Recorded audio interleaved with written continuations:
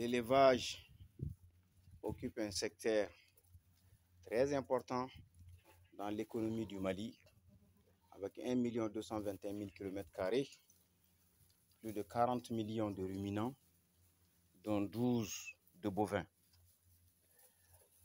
L'espèce caprine, représentée fondamentalement par la chèvre du Sahel, comptabilise plus de 25 millions de têtes. Ce cheptel très important doit être bien géré au profit des populations rurales qui représentent 80% des habitants du Mali. Nous sommes convaincus que la chèvre demeure la vache du pauvre, au prorata de son poids moyen de 50 kg, ayant besoin de consommer 5 kg brut de fourrage par jour pour sa capacité d'ingestion, elle peut produire entre 2 et 3 litres. L'amélioration génétique est un outil dont dispose l'homme pour pouvoir accroître les performances d'une race avec l'utilisation d'une autre plus performante. Ici, vous aviez 4 races de chèvres. Les chèvres rousses de Maradi que vous voyez, type de chèvre du Sahel, poids moyen 45 à 50 kg, très prolifique. La robe est fauve foncée,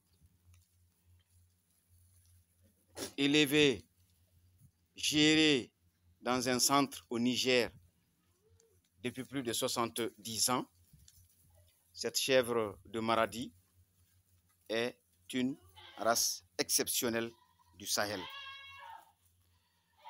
Elle produit au prorata de son poids 2 à 3 litres de lait par jour lorsque les conditions d'environnement sont correctement remplies. À côté de cette race, vous avez la chèvre naine de Guinée, qui est une chèvre qui ressemble à tout point de vue à la rouge de Maradi, mais la robe est généralement fauve claire. Elle est beaucoup plus courte sur pattes que cette race. Le poids moyen varie entre 15 et 20 kg, donc beaucoup plus petite que la rousse de Maradi.